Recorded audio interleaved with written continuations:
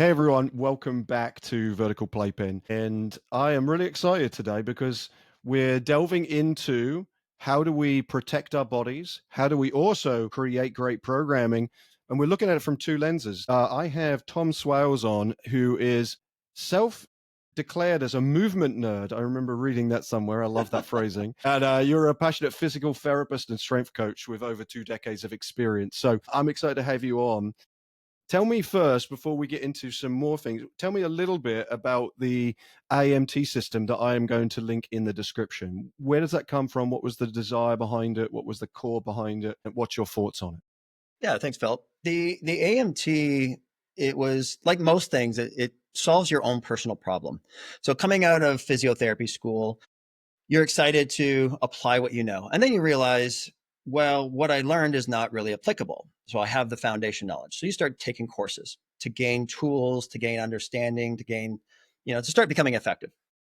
And then, every time you took a course, everybody got the flavor of the month, right? You're like, oh, did acupuncture this month. Everyone's getting this. Oh, did manipulation. Everyone's getting this. So then you start figuring out what tools work for which people. But then you start learning more and you realize the more you learn, the less you know. And then you start wondering, well, how did people get better before what I was doing? I have no idea. Maybe I was funny enough and their nervous system organized, and I obviously did enough to make them, get better to some way.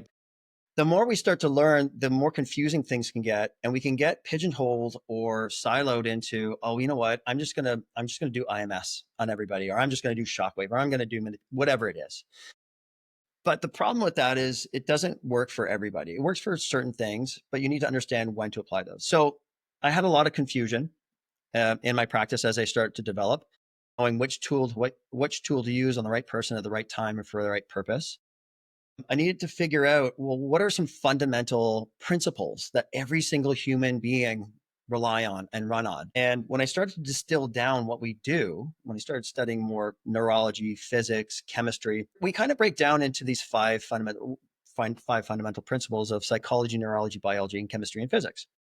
So when we can distill something down to first principles, it now gives us a greater understanding of what we do, why we do it, and how we do it better. But then as we build more knowledge and tools, we can now explain what they do, why they do it, and then when to apply them.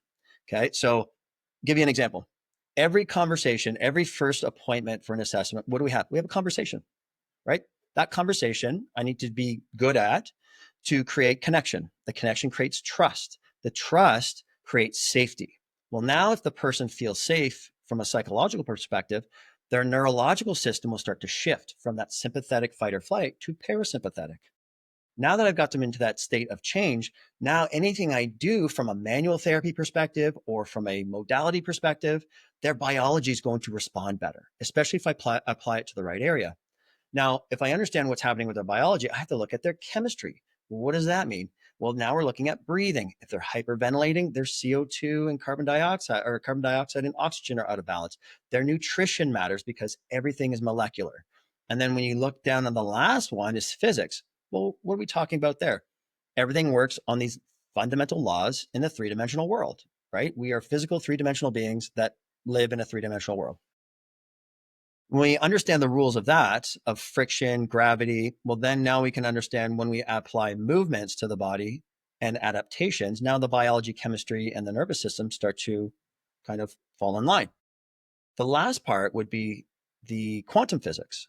So vibration, frequency, and energy. When you start to look further down at what we're made of at the atomic level, we're 99.9999% empty space, right? Now, how come we can see this physical matter? Well, because all this matter is vibrating at a frequency that we can perceive in the three-dimensional world through our senses as matter. And then you look further down at the atom, it's quarks, and they're all wavelengths. So when you start to look down at what we're made of empty space, whatever you want to call that. We'll call it quantum energy. We're made of vibration, a frequency, and energy. And then what affects that? Well, it's thoughts. Why do most drugs not make it to market? Because of the placebo effect. The belief that they got the right drug, all of a sudden the body makes the chemistry, the exact thing that causes the physical changes in the body. So you can see how it kind of loops around and why going after someone's psychology is affecting their physical being, because we can either make ourselves well or we can make ourselves sick, depending on the thoughts that we're perceiving or the words that we're using, right? So working from that, it's like, okay, well, how do I organize my assessment? What do I consistently do? One, have the conversation. Great. Let's get a history. Let's find out where the problems are or where some old problems might be. Let's look at posture.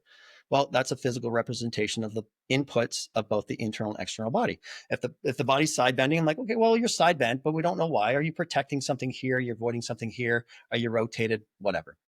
Then we look at how are they moving as a system? Can you touch your toes? Can you back bend? Can you rotate? Does it look different? Does it feel different? Okay. And I'm going to make the client aware of these, because the more that they're aware of it, the more they can fix themselves, right? They're aware that, oh, they're side bent. Okay, here's my exercises to do this. Then we look at the nervous system. Well, let's look at neurodynamics. How are nerves sliding in the spinal cord? How are they sliding in the arms? Because if they're sticky or stuck someplace, it's going to feel like muscle tightness. How often people are just like, oh, my hamstrings are so tight. And I look at their straight leg, and that's not a tight hamstring. And then I do a slump test on them, like, that's nerve tightness. It's coming from your neck or it's coming from your T-spine, right? So we're looking at these priority structures, because often people blame muscles for problems. Like, muscles are dumb. They're only doing what the brain tells them to do. And it's often to protect, stabilize, or compensate. That's typically it. And if you don't find out why that muscle's turned on or feels tight, and you go in and needle it, or you stretch it or release it, you might have taken away protection from something or a compensation. And now you might be exposing another problem. So, like, that's a bit of my beef when people are just going in and randomly turning off and needling muscles. I'm like, do you even know why that's there? Mhm. Because it's there for a reason. It could be a disc, could be a nerve, could be something else of higher importance. Now you So, start looking at, sorry. yeah. No, I just want to stop you for a second. Just to try to reiterate something you mentioned earlier. Yep. You had a realization of, like, maybe the stuff you'd been doing was just a little bit of luck in the past. Like, oh, I've been working with, I Sure. knew what I was doing, but I didn't know everything, and now I know Yeah. more. Right. Do you think that's a problem as you talk about the things that you see as maybe issues? Is that the education stagnates? Is it's like, oh, I know what I'm doing, and I've been doing this for X number of years, therefore I don't need to learn anymore? Is that where you feel a pinch point when it comes to your education? That's where you can get stuck, especially if you've been doing this for a long time. You're like, well, what I've been doing is good enough. I've been getting pretty good results, so I'm just going to keep doing this and just coast. Well, that's boring. How can you be okay with just 80% results? That 20% or that 5% that I'm like, oh, I really struggled with that one, that bugs me. It's like, for me, I'm like, oh, that's not a win, and I don't like losing. So I dive into more solutions. I'm like, how can I understand that a little bit better? What can I do for that individual? And to solve that problem, I'm like, I need to find some consistency with my assessment so that I don't miss any key important things. Just because someone has a knee issue doesn't mean an old whiplash injury has no effect on that. Because if they have an old whiplash injury and when they look up, it shuts down or kinks the dura or the spinal cord just a little bit, it can cause inhibition down the kinetic chain, shut off the glutes, and all of a sudden we have a knee problem, which can affect single leg balance and power. So all of a sudden they start running and they've got this deficient side on their body, but it's coming from their neck, or maybe it's coming from their lower back or pelvis or whatever it is. So we need to create something to rule out potential problems up or down the kinetic chain. And then once we go through the assessment, and because we're consistent, all of a sudden we hit these little forks in the road. You're like, oh, this is interesting. Let's look over here. So it becomes an algorithm. And then the algorithm leads us to the problem. Diagnosis is easy. We learn all the special tests. We learn all the anatomy. We know how to be like, okay, we know how to diagnose things clinically. We're really good at it. And then we have imaging to do so as well. But it doesn't tell you why it got there. What and why are two different things. The what is, okay, this is the painful area, but that's not the why it got there. And as soon as you can figure out the why, well, now people get better, they get stronger, they get more resilient, and the injury is less likely to come back. I work in the realm of, like, being able to teach physical movement that is very, very specific to a task. So the example would be, in the industry that I'm in, it would be belaying, pulling rope through systems for climbers, right? So we're protecting the climber, but the mechanics is very rigid in its style. The thing that I struggle with trying to sometimes teach is the importance of stance, posture, positioning. What when you're teaching stretches or stances or posture movement, and you're trying to reinforce the importance of that practice, what's your teaching style to get to that end result? Because that's the problem, I think, from a patient perspective, and I can think of it both as myself and seeing others, that there is the quick fix mentality. I know so many people who have torn ACLs and they'll do PT until their PT is done, and they'll never Yeah. do it again, and they're Right. surprised why they haven't got full range of motion back, right? Like, Right. it's not obviously that surprising to you, but like that is the reality of sometimes what happens more often probably than not. So how do you change that behavior? What's that shift for you? It's creating awareness. So getting them to feel the mistake as long as it's safe. So for example, we'll have people say we're getting them to do a plank or something, a dead bug or some kind of early foundation core exercise. Are you familiar with dead bugs? Oh yeah, I did those with my other PT. Show me yours. So making them aware of the poor position and then showing them the proper or optimal position, because now feeling is understanding. They felt the mistake, they learned from the mistake, you pointed it out, and then they felt the right one. How did we learn as babies? Did our parents sit there and coach us how to roll and crawl and walk? No. Babies, because they're perfectly balanced and mobile, they have to be efficient. So they attempt something, they make a mistake, they fall down, cerebellum kicks on. Well, that wasn't right. Went to the motor cortex. Motor cortex, can you come up with a different firing pattern? Yep. Sends it back to the cerebellum. Cerebellum, can you execute this? Gets up. All of a sudden, baby got a little bit better. All right. Let's repeat that. This is where we can, as coaches, make mistakes. We over talk, right? We tell them too many things to work on. Feel this. Do this one thing. What do you feel? Oh, I can feel my lats. Awesome. Doing a deadlift, right? Okay. Now this one thing, grip the kettlebell and rip it in half. What do you feel? My shoulders came down. Awesome. Right? Add one thing at a time. If we're sitting there trying to fix every little thing that we see wrong, they're going to get frustrated. You're going to get frustrated. Everybody quits. But if you can make that, let them feel the mistake as long as it's safe, and then show them what the other feeling is. Now reproduce that feeling, because feelings are easier to remember than all the little cues, right? Because people care about feeling stuff more than thinking stuff. And feeling is actually faster than thinking, right? You want to make it automatic. You want to make a reaction. You want to make it subconscious, but they have to feel it first. It's like that unconscious incompetence. And then you make it conscious incompetence. And then it becomes conscious competence and it becomes unconscious competence. Yeah, it's I what I'm smiling as you're sharing this is that what you're describing is experiential education, which is the pedagogy that I teach, and I serve on the board of the Association for Experiential Ed. And one of the things that I'm constantly surprised at, but not really, it's one of those like, oh, I'm surprised, but then I'm not, is how many people in the educational worlds, no matter what their career is, if they're teaching something, ultimately find that teaching through an experience has a greater weight than just teaching with terminology and books and just speaking. The phrase that I sometimes use is, instead of being a sage on the stage, be a guide on the side. And when you That's are a good the one. guide on that side, right, when Yeah. you're showing them something, I want you to do it, Yep. how much more power that can have. And I'm also Yep. reflecting on, I was just at a summer camp doing some training, and someone had an open carabiner, which could be seen as a critical mistake, but I wanted them to catch it when the person was climbing to the top. So they'd got to the top, and then I pointed to the belayer and said, check your carabiner. The emotional response that they had to that was so much more powerful than had I have just closed the carabiner, or conversely just told them before that time had started. So I think that is a really, really important thing, is how do we tie in the emotion Yep. to the stuff we're teaching. Yep. Let me For ask sure. you now, I'm going to go a little bit more specific into my world, and I'm going to maybe talk about my own physiology, and hopefully people listening will relate to some of the things I'm experiencing. There was a forum on Facebook called Challenge Course Pros where someone had asked the question about their back being sore after belaying for a period of time. And the response from people was not that helpful. It ended up being, well, I've been doing this 50 years and I've never hurt my back. So you're obviously doing something wrong, which is Super helpful. obviously Thanks for that. Yep. exactly. It's like, wow, okay, therefore I'm wrong.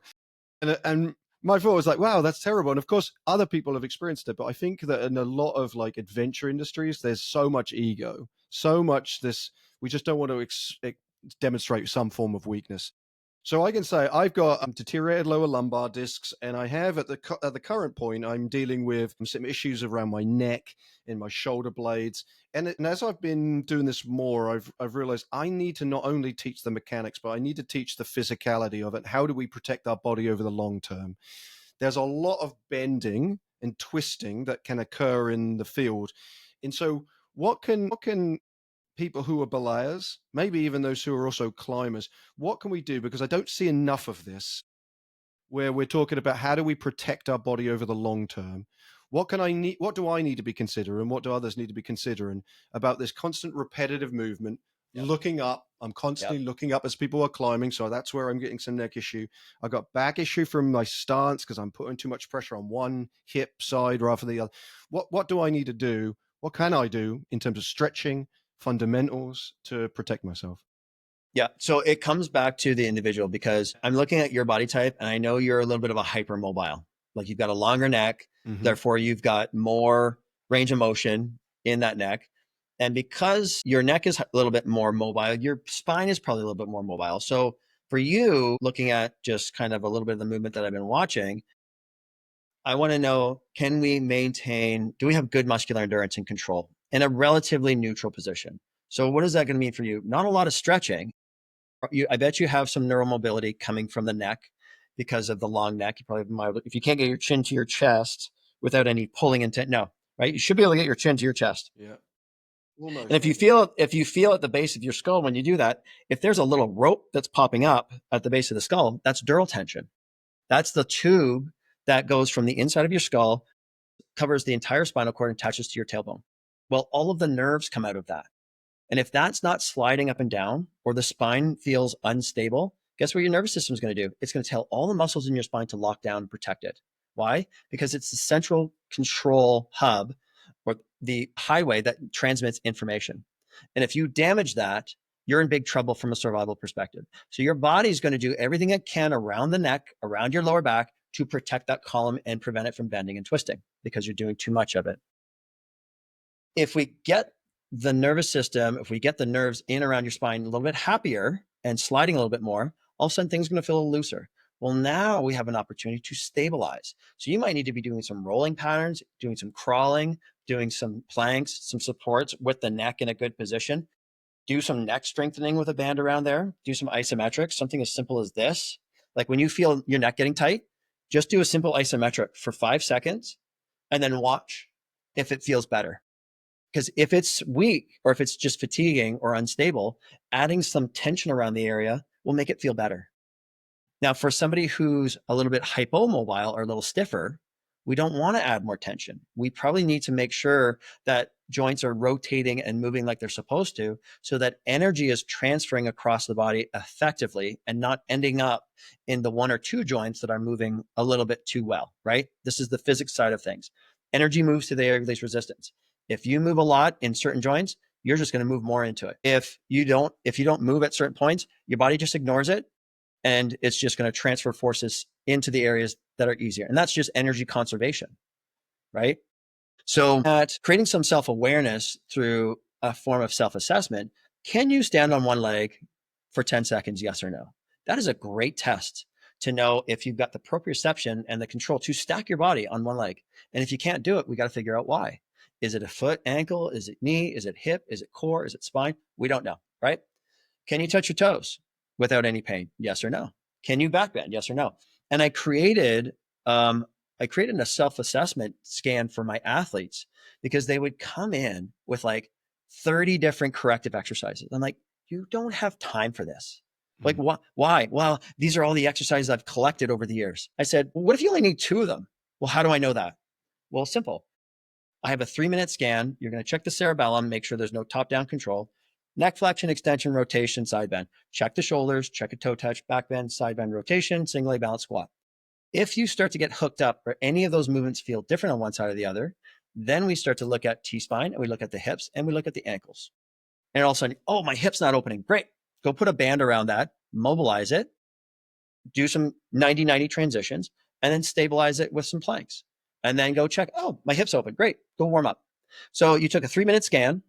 You did 3 exercises to unlock the body and the nervous system, and all those other movements cleaned up.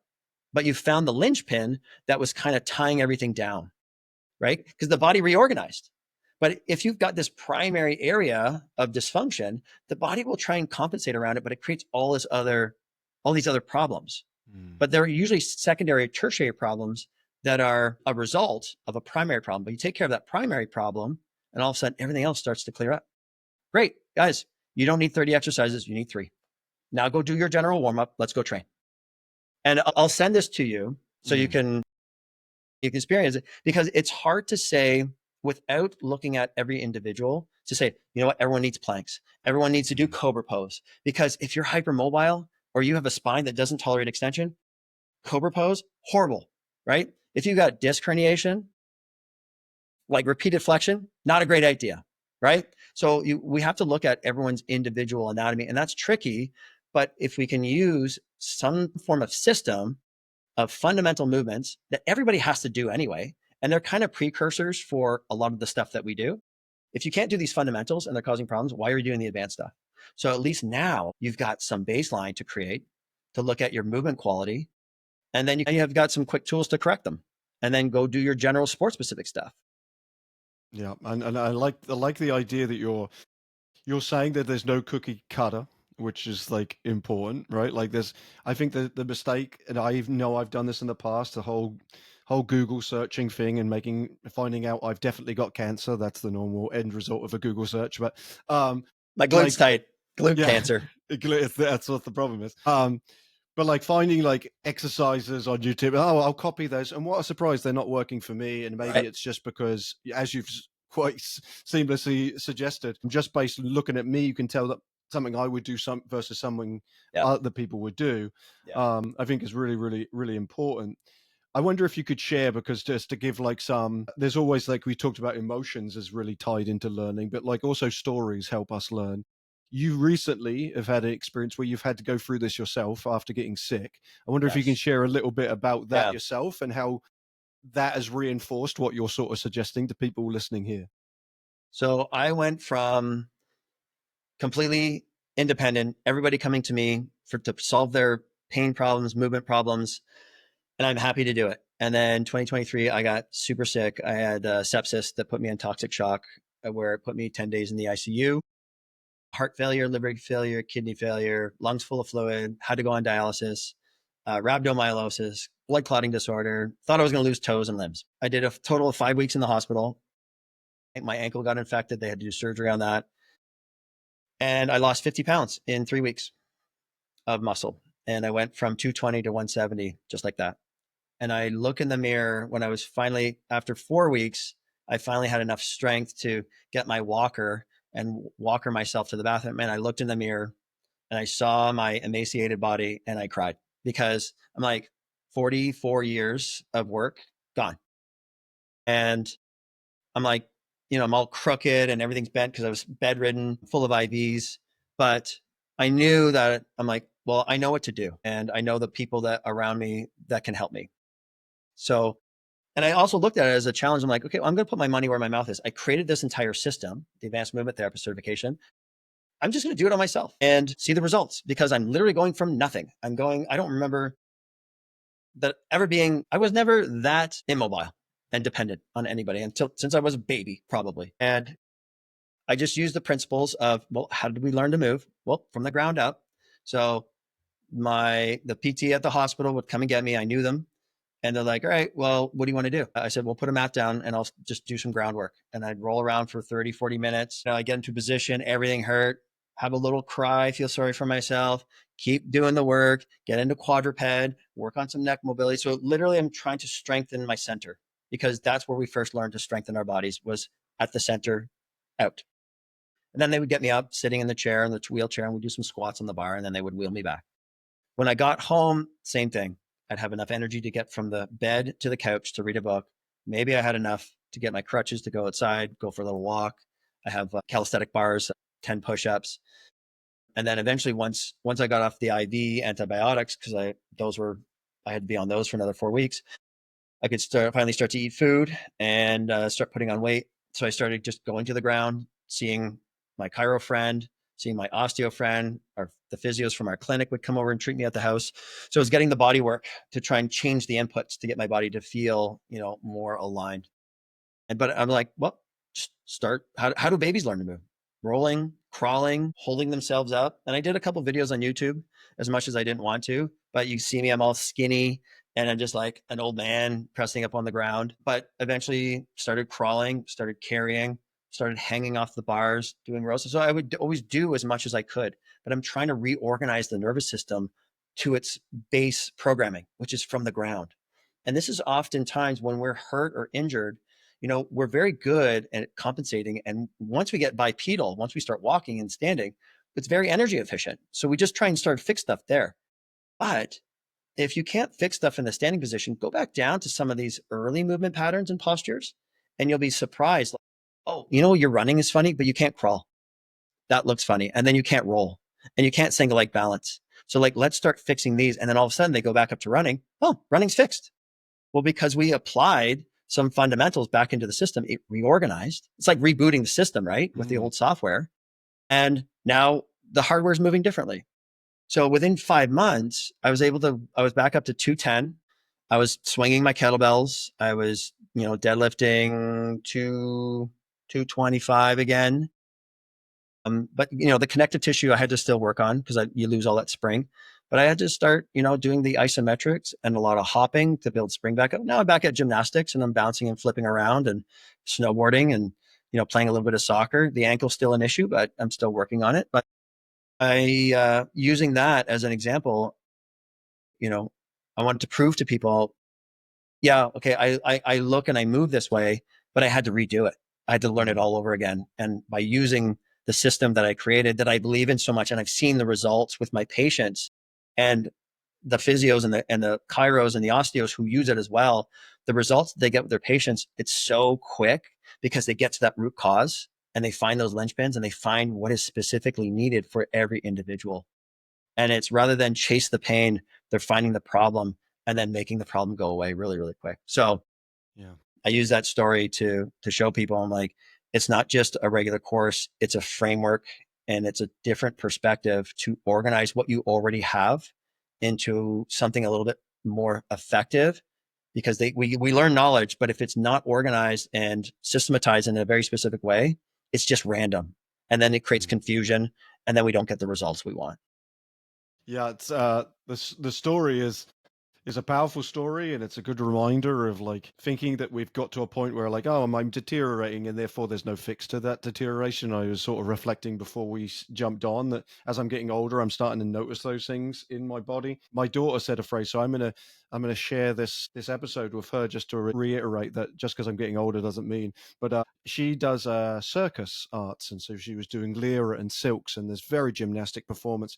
And I was saying, looking, and I play soccer too, and I was in an adult league, and I had an ice pack on my knee because my knee was bugging me. And she was showing me a video, and I was jokingly saying like, oh, I could totally do that, right? And she said, no, look at you, Dad, you're a mess. And then she said the phrase that hit a little hard was, this is your life now. So I want to like use your message here to demonstrate. Really, this episode is just to share Yeah. to my daughter, Yeah. but just to say that this is not my life now. And Right. despite me going through these things, I can still do the work that I'm doing and stay active as I get older, because I can imagine that people listening to this I always have, especially if doing an active job, how can I actually maintain this Yep. for a career? And I know Yep. a lot of people who step away from doing physical jobs because they don't think their bodies are capable. And what you're suggesting is we go back to the root cause, we go back to that idea of crawling, rolling, and we can get to a fundamental solve to the problem, and then just help rebuild ourselves back to Yeah. uniform, being able to do Yep. what we used to do. It doesn't have to be that complicated. We complicate things so badly in our industry, either because that's how it was explained to us, or we're trying to make ourselves sound more important or more expensive or whatever nonsense it is. And at the end of the day, we're all human beings. We all run on the same laws of physics and neurology and biology and chemistry. Yeah, everyone has their own little nuances that need to be specified, but look at almost the 80-20 principle. 80% of just looking at foundation stuff, get back on the ground, crawl, move, look up balance, jump over things, pick up stuff, carry stuff, move in all three planes, right? Don't just push, pull, reach overhead, play all kinds of different things. That will take care of 80% of the problems. It's what we get into problems when we do that repetition of whatever it is. Well, it's because, well, I'm pushing and pulling here all day.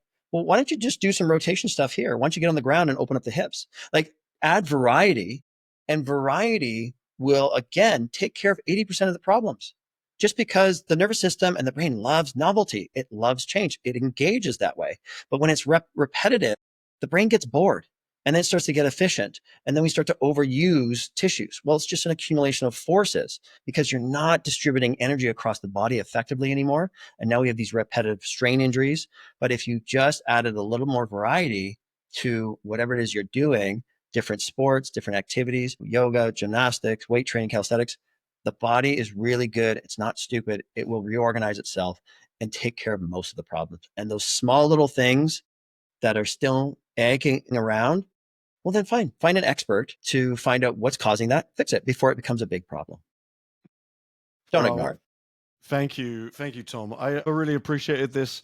It's definitely taking my mind in a different lens, direction in terms of protecting myself and hopefully others in this. And also thank you for doing the work of the AMT system in terms of creating some systemology to be able to help people in your line of work continue to be better and not become stagnant. I'm going to put all of your information in the description. And so if you're listening to this and you're excited to learn more, check out the description and you'll find all the links to where you can learn more about Tom and the AMT system. Thank you so much, Tom. Thanks, Phil.